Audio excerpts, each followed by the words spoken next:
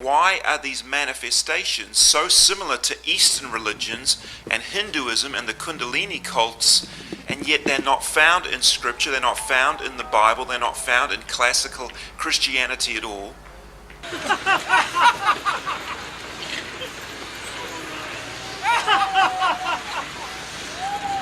Of course, in Hinduism, one of the most common ways of experiencing a Kundalini awakening is through a guru placing his hand upon your forehead. This is called Shaktipat.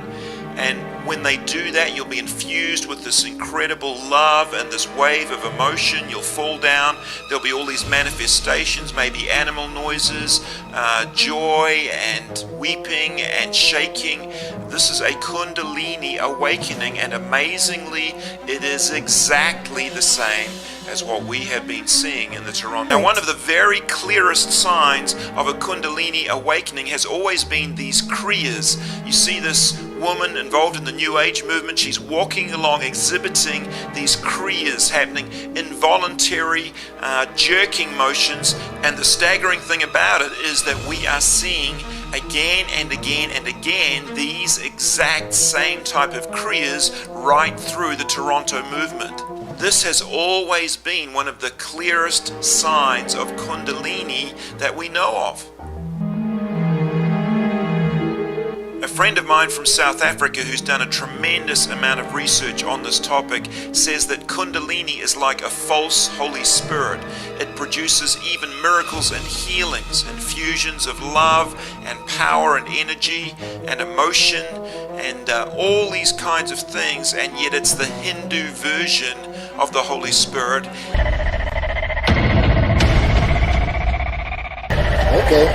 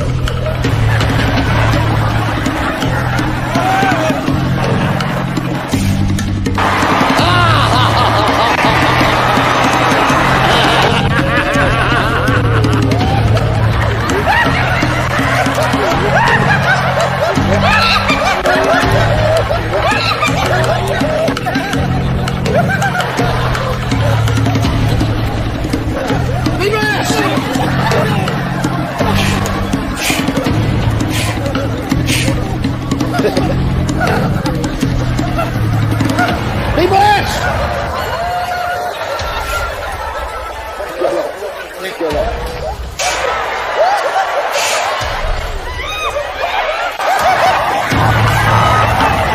The anointing is transferable. The anointing is transferable.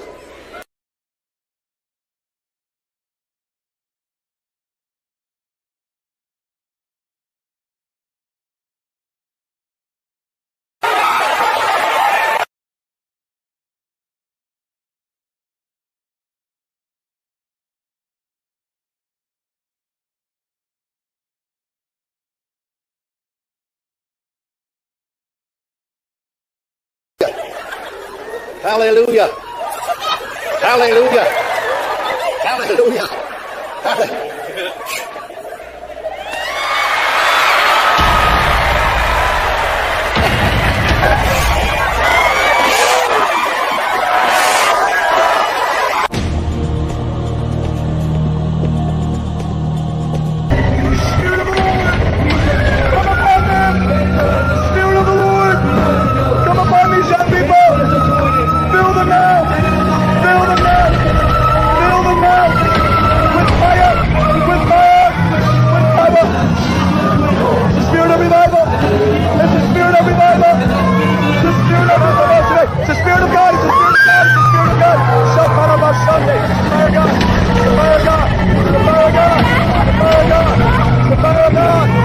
We are at our Red Sea, but God. Oh, no, ma ha ha ha ba ha ha ha. Oh, be he he he. Oh, no, ma ha ha ba ba ha ha ha ha ha. Well, I want you to know I'm not making that laughter up.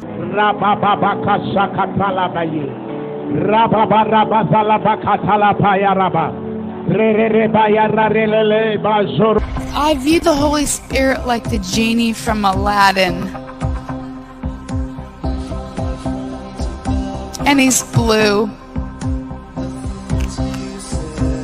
And he's funny. And he's... Teneza Kristo, nebaza Katonda olw'ekirabo eky'obulamu ky'atuwadde, ate era musiima nnyo oyo eyateesa obulungi n'abeera nga yeetika omutango ogw'ebibi byaffe, ate n'okubanga olunaku olwaleero gwe nange tukyasobola okwatula nti Yesu ye Mukama. Amanya nga bulijjo Mazima Kenneth, era njagala tutunuulire ku nsonga waneeno enkulu ennyo ate esinza okulabikira mu makanisa agaleero. Twagala okwogera ku mutwe gwe tuyita nti Pawulo ne Peteero baali ba pentekooti. So lwaki twogera bwe tutyo?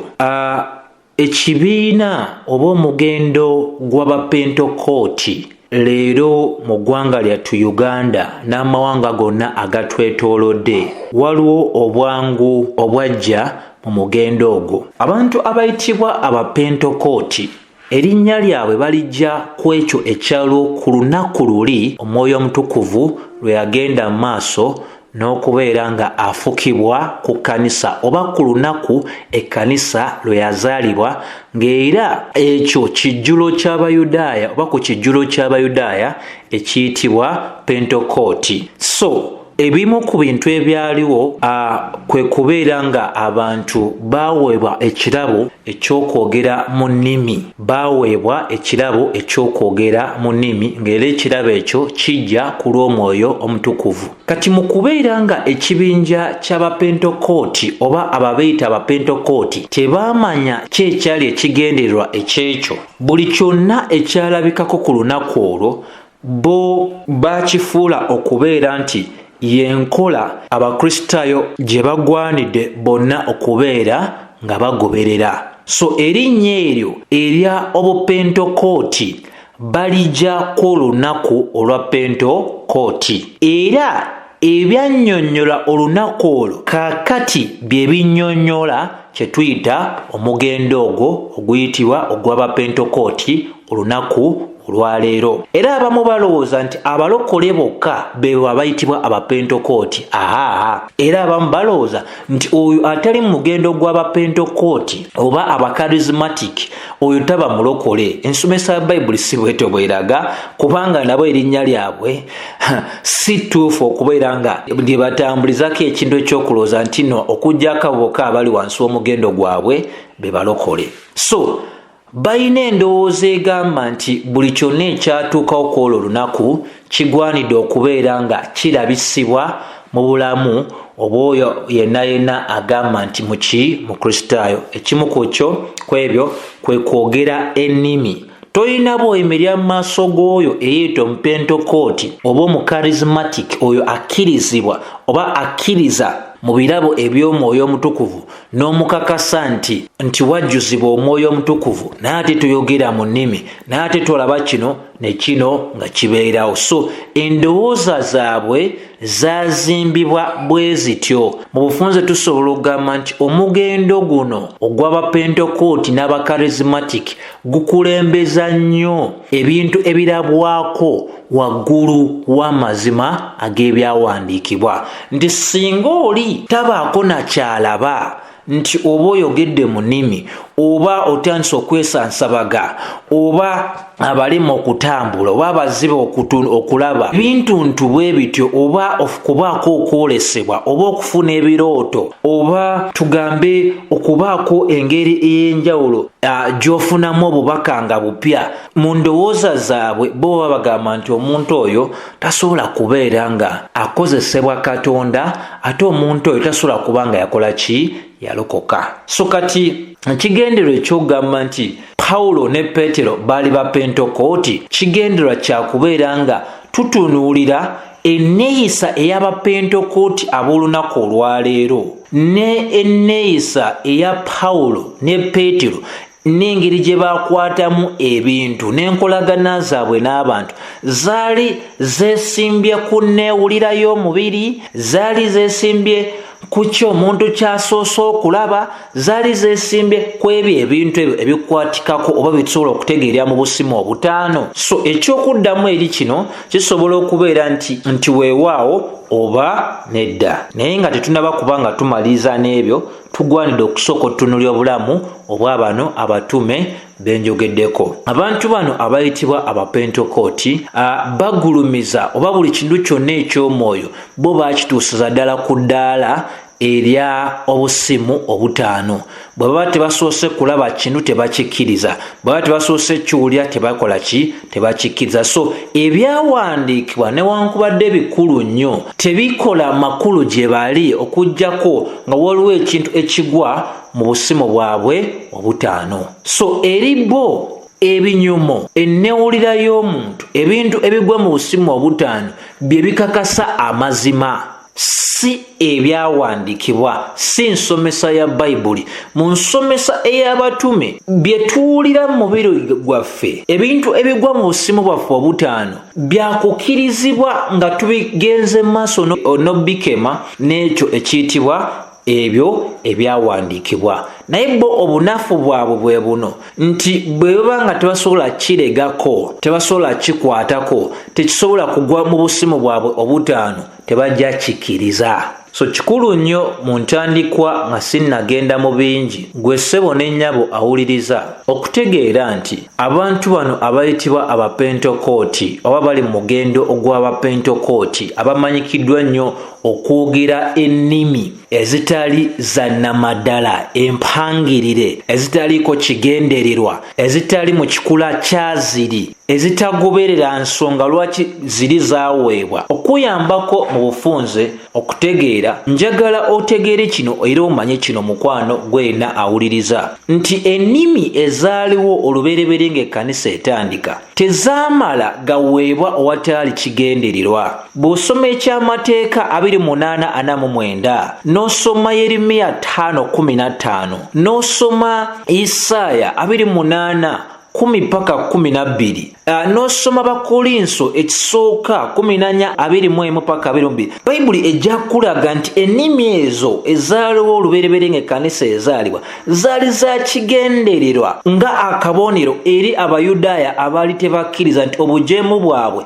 bwali bugenda batwala mu nsi ez'obuwawanguse, nti bino byali byakunyweza biri ebyasomesebwa dda mu ndagaano enkadde, nti Katonda ng'abalaga olw'obutakkiriza bwammwe n'ayogera nammwe mwezi ennimi oba mu nnimi empya. So era ekigendererwa ekyo bwe kyatuukirizibwa mu biro eby'abatume, kati ekigendererwa kyakyo tekikyali okubanga ekyo kye kyali kisongako kyatuukirizibwa dda. Omwana bw'akyatwalibwa ku ssomero okuyiga, bw'amala okuyiga n'ayita mitendera gyonna ate n'atikkibwa, ate tusobola muzza mu masomo ge gamu, kubanga bw'amala okutikkirwa kitegeeza ekigendererwa ekyogenda ku ssomero kiba kituukiridde. Kati n'ennimi ezo nazo zaalina ekigendererwa kyazo nga yafeesi ez'abatume ne bannabbi bwe zaalina ekigendererwa mu kusimba ekkanisa eya Kristo Yesu yali etandikwa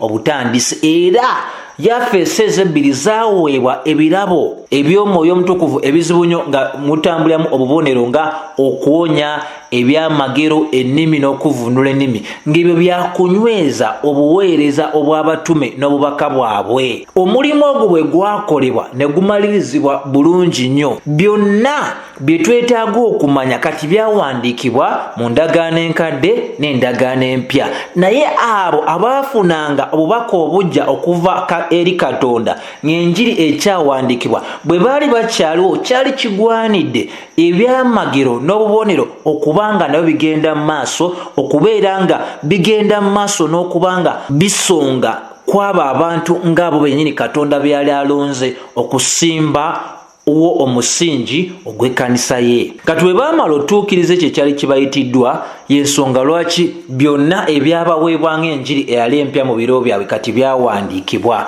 Era bonna bw'osoma Peetero 2:3 kugamba nti mufeeyo nnyo eri ebyo ebyawandiikibwa. Bw'osomayo Abakolinso 4:6 kugamba nti tetugulumiza muntu yenna waggulu w'ebyo ebyawandiikibwa. Bw'osoma Yuda 3 kugamba tulwanirire ebyo ebyatuwandiikirwa omulundi gumu. Bw'osoma Yuda 17 ga mujjukire ebigambo ebyo eby'abatume ba Mukama waffe Yesu Kristo bye baatuwandiikira. Bonna basonga ku byawandiikibwa, tebasonga ku kintu kya neewulira, okujjako nga nsoose nendaba kino, okujjako nempulira kiri, okujjako nengenda maaso n'okulega ku kiri sijja kikkiriza.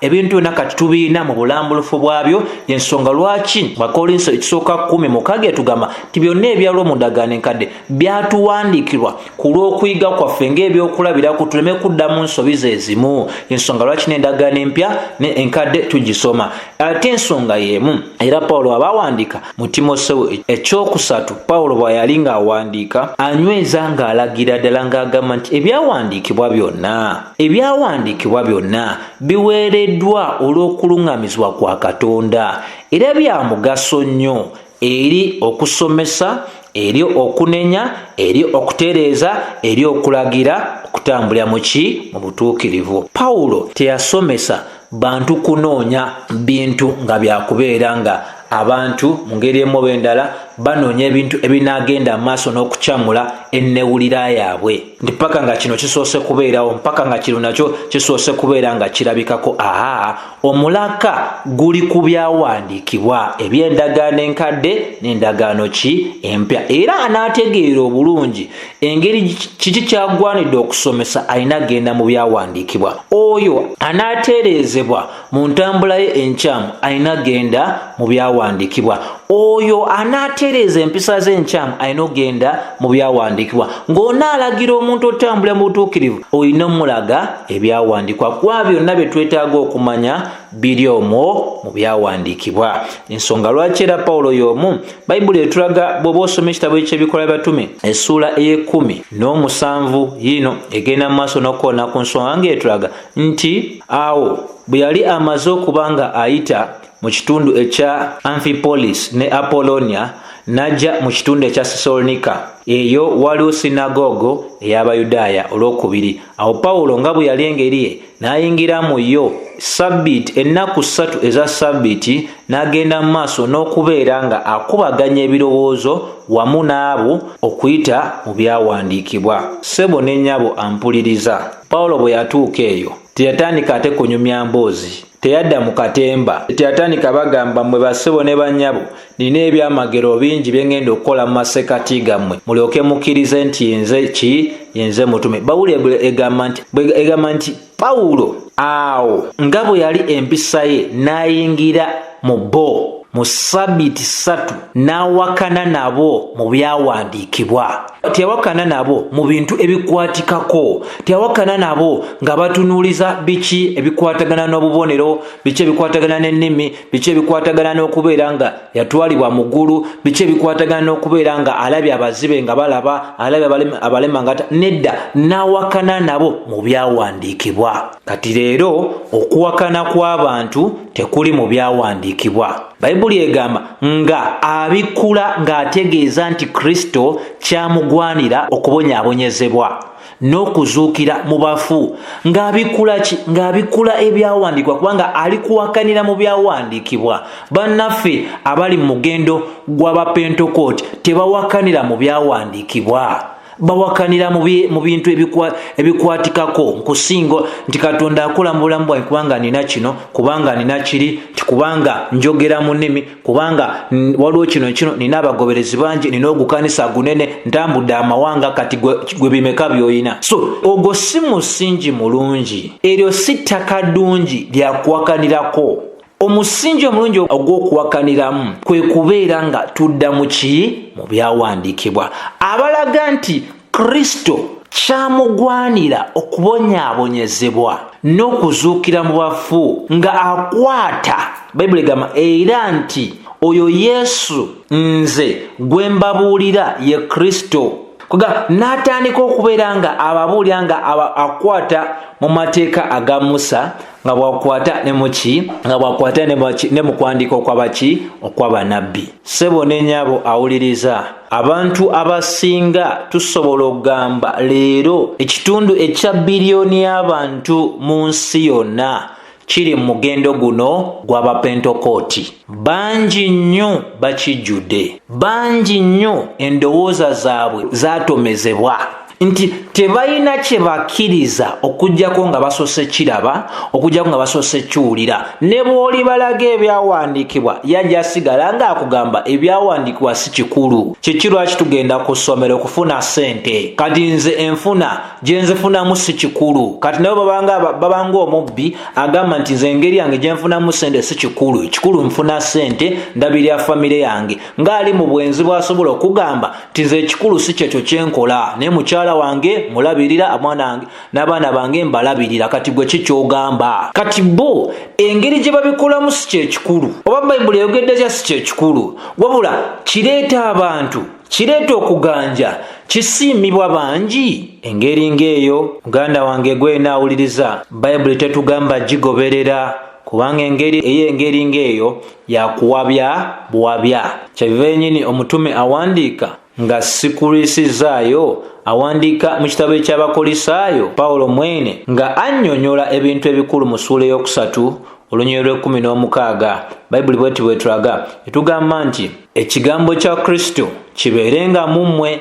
Tagamba nti enneewulira yammwe gye mba mukulembeza, bye mulaba oba bye musoose okuwunyiriza oba bye musoose okukola bye mba mukulembeza. Agamba ekigambo kya Kristo kibeerenga mu mmwe mu magezi gonna. Kati tuyita leero amagezi gonna tegava mu byawandiikibwa, gava mu lukujjukujju, kukuba abantu bigo, kubatandika baliisa misota, kubakumirako bukando, tikakando nga kaggwerera n'ebizibu binaggwerera. Leero amagezi gonna ga kutunda miceere egya plastic. Leero amagezi gonna tunda buti. Leero amagezi gonna ga programs zino nga wammanga kikyolifa teweerabidde. Teriyo kusomesa byawandiikibwa. Nti kasa kibeera nga kireeta abantu kikulu nnyo okusinga gwe byogera gw'ogamba ekikola nti bye byawandiikibwa n'olina ki kye siina. So tebawakanira mu byawandiikibwa, bawakanira mu bintu ebikwatikako, mu bintu bye balaba, mu bintu bye bawulira, mu bintu bye bagenda mu maaso n'okuba nga bakola batya bo beegonjezaawo.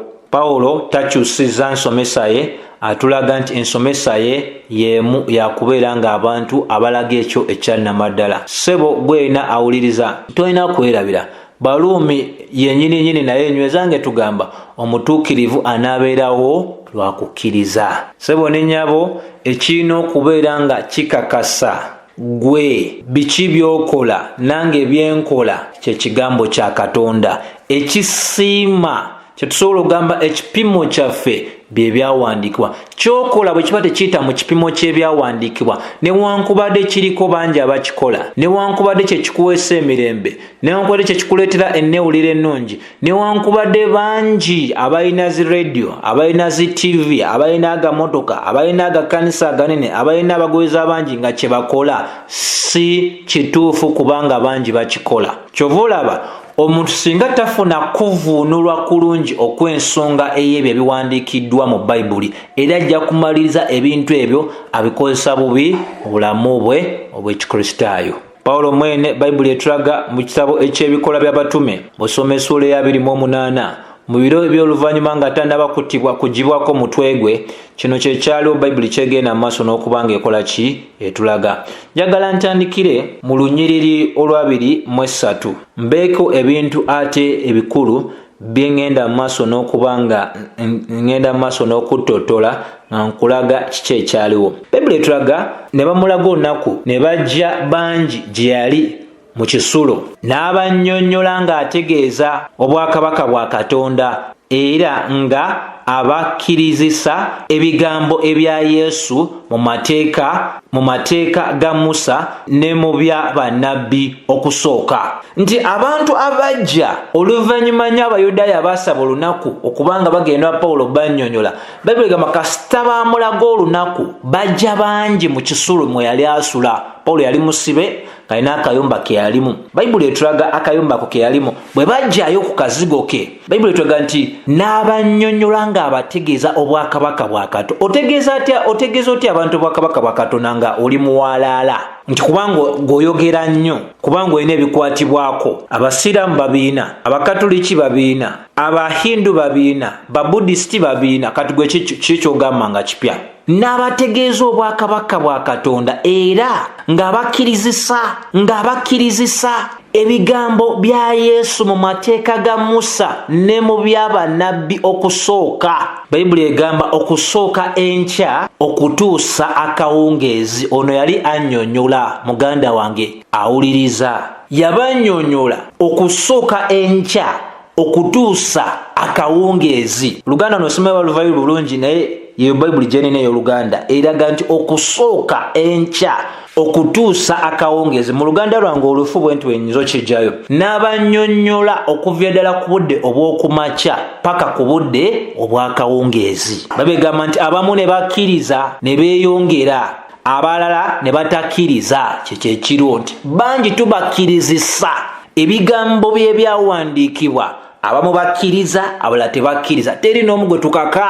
Tukulaga nti enkola yaffe yonna bwe mba nsomeseza ku byawandiikibwa, bwe mba nkuza omwana mukuza kusinza ku byawandiikibwa, bwe mba n'omukyala mukwatanga ebyandikwa ebiŋŋamba, bwe mba nga ndi mukyala omwami wange mwanukulanga ebyandikwa ebiraga, bwe mba ndi musumba nga nnako emikolo emirala gye ngenda mu maaso n'okuba nga nkola ngikola okusinza ku byawandiikibwa, bwe mba ndi mukkiriza nga wali emikolo mu kika gye tuva tugoberera byawandiikibwa, tugoberera bulombolombo. Bayibuli egamba nti ng'abategeeza obwakabaka bwa Katonda. Ebintu ebirina okukolebwa mu bwakabaka bwa Katonda birina kugoberera byawandiikibwa, kubanga obwakabaka bwa Katonda bulina ekitabo kyabwo, ate n'obwakabaka obw'ensi eno bulina empisa zaabwo. Naye obwakabaka bwa Katonda empisa yakunywerera mu byawandiikibwa.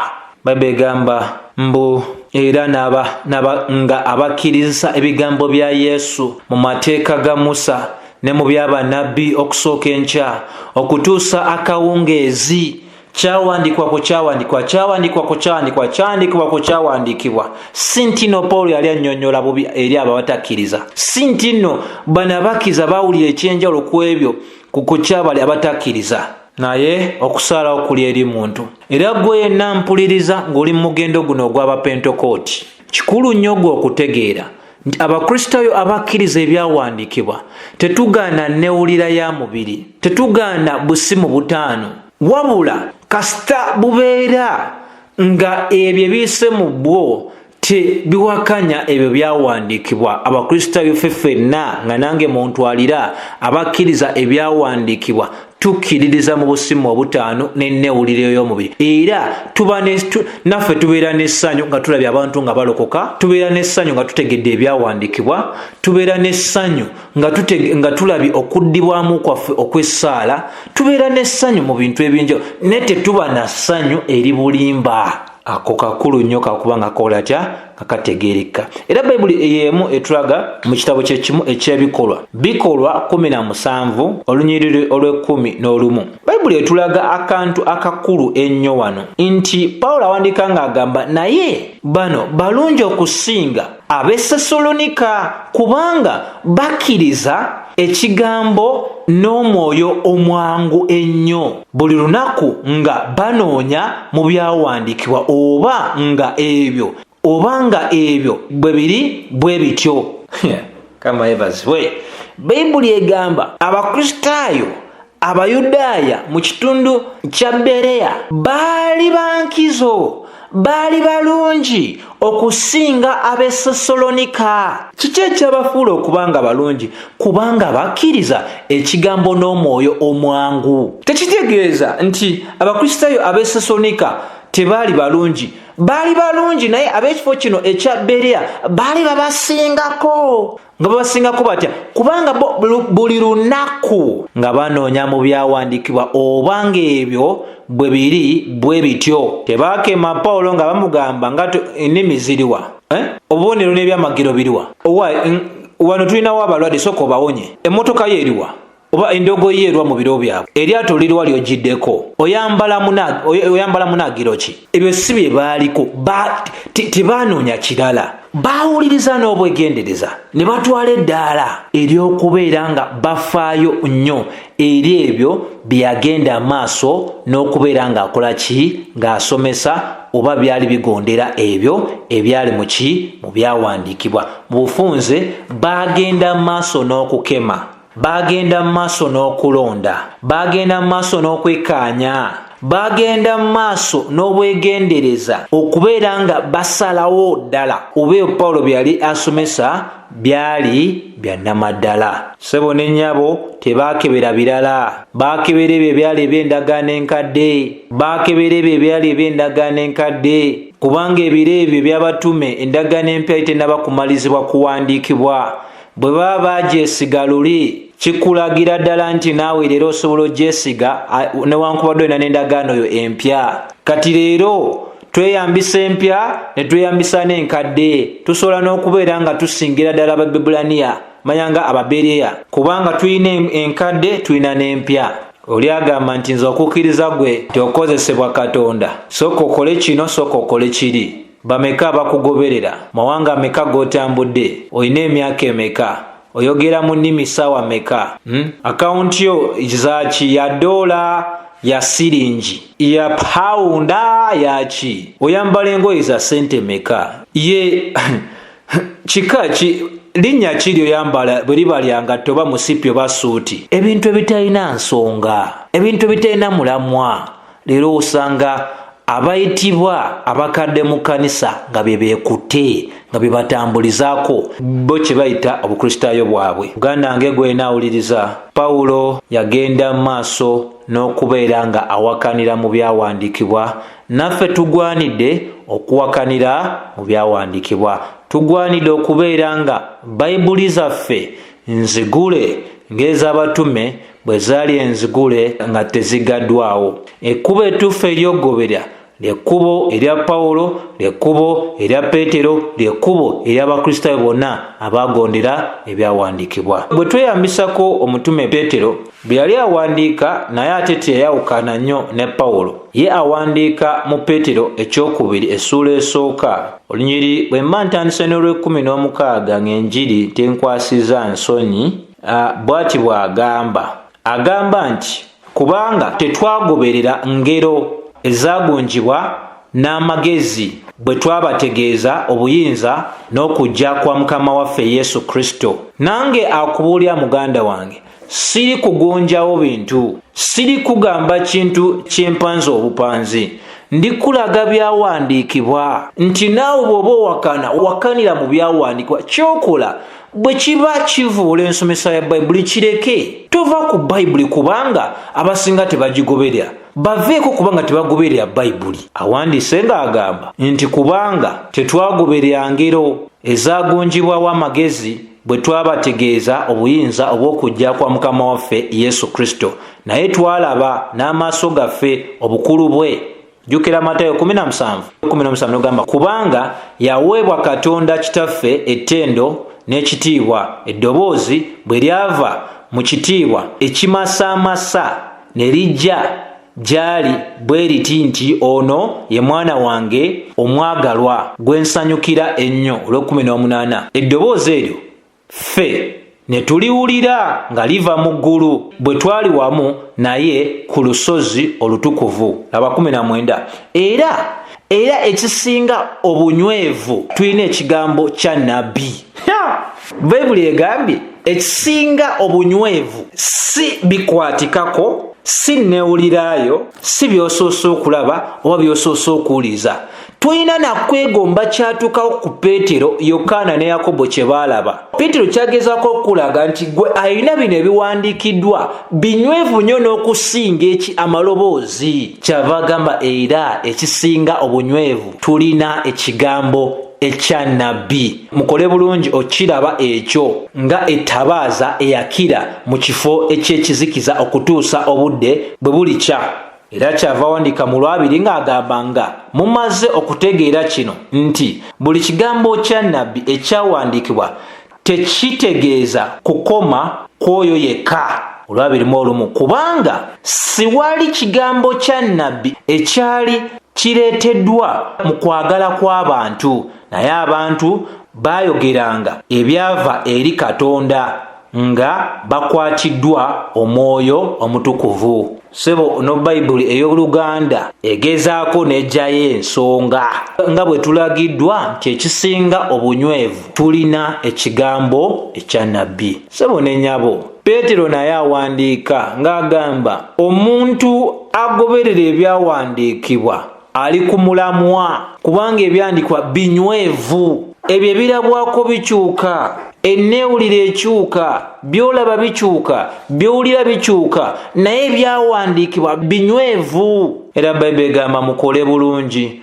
okukiraba ekyo nga ettabaaza eyakira mu kifo eky'ekizikiza. Enzikiza ejjudde endowooza zaffe nga tunoonya ebintu ebyosooka okulabako okukwatako esobola kumalibwawo ekyo ekisinga obunywevu nga kye kigambo eky'abannabbi ekyatuwandiikirwa. Peetero bw'atyo naye bw'akola ki? Bw'anyweza ssebo ne nnyabo awuliriza. Bwe tuba tuyambisiza Peetero ekisooka essuula esookera ddala olunyiriri olw'omunaana, Peetero bw'ati bw'awandiika ng'ayiwa omutima gwe eri abakkiriza olw'Omwoyo Omutukuvu, gwe mwagala temunnaba kumulaba. Kati leero owulira obulimba obuli mu mugendo gwa pentekoote. Simanyi Mukama waffe Yesu Kristo yandabikidde nga ndi mu kiyigo nga nnaaba, yandabikidde nga ndi mu kisenge kyange, simanyi twabadde ku lusozi olwawa ne wajja okwakaayakana okw'enjawulo ne tulaba Mukama. Abalaba tebamulaba, walaba kifu. Peetero awandiikira n'Abakristaayo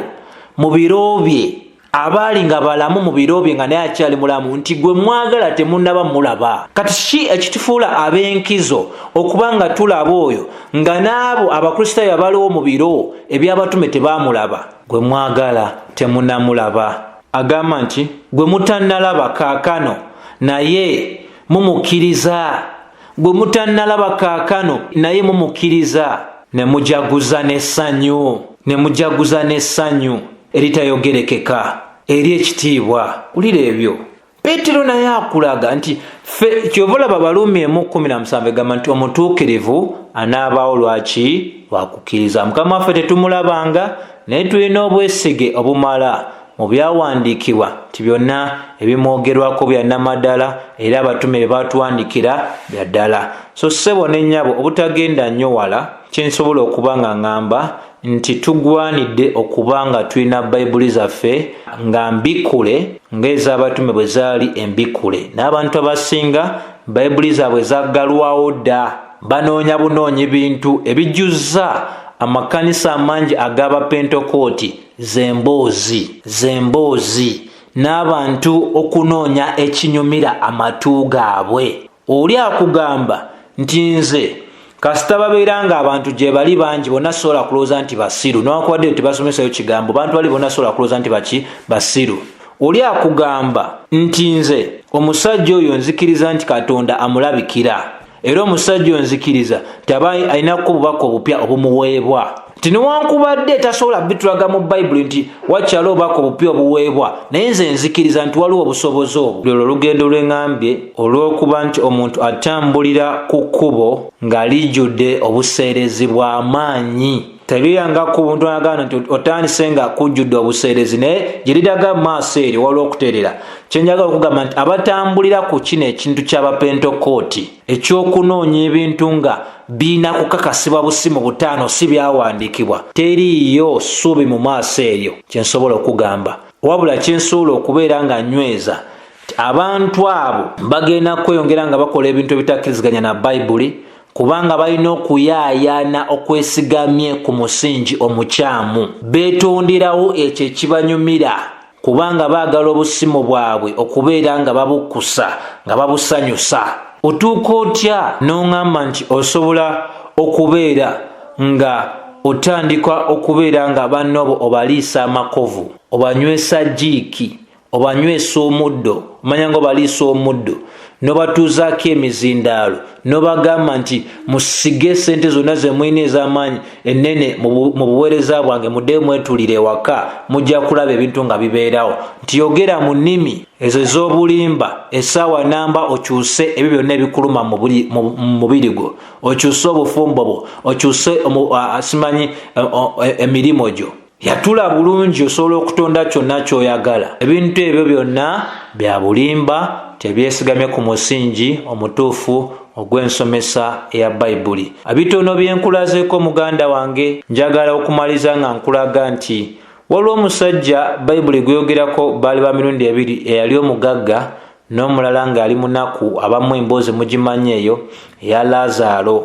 Bw'osoma Luka essula 16 olunyiriri lwa 29 lutulaga nti omusajja omugagga yeegayirira Ibulayimu ng'amugamba asindike Laazaalo agende ayogere ne baganda b'oyo omusajja omugagga abaali bakyali abalamu ku nsi, ng'agamba nti kubanga nina abooluganda 5 abategeeze baleme okujja nabo mu kifo kino ekirimu okulumwa. Bayibuli etugamba mu Lwabiri mu 29 naye Ibulayimu n'amugamba nti balina Musa ne bannabbi, bawulire ng'abo. Ekitegeeza nti Ibulayimu mu kino Yesu kyatulaga obukulu buli ku ebyo ebiwandiikiddwa. Gwe bw'ogamba nti Mukama yogera nange okusukkuluma ebyo bye tulina mu byawandiikibwa, ogenda funa emyoyo gy'obulimba egigenda okwogera naawe nga gyefula zimalayika egy'ekitangaala. Bw'oba onoonya bafu bagolokoke bajje bakubuulire bino bye tuwulira eby'abantu okwebaka ku ntaana z'abantu. Simanyi nebaka ku ntaana ya Catherine Coleman, simanyi nebaka ku ntaana ya Oral Roberts, simanyi nebaka ku ntaana ya simanyi ya Balabye Ekkubo, n'abalala mbu ge mafuta agandiko, era ago mafuta agatategeerekeka.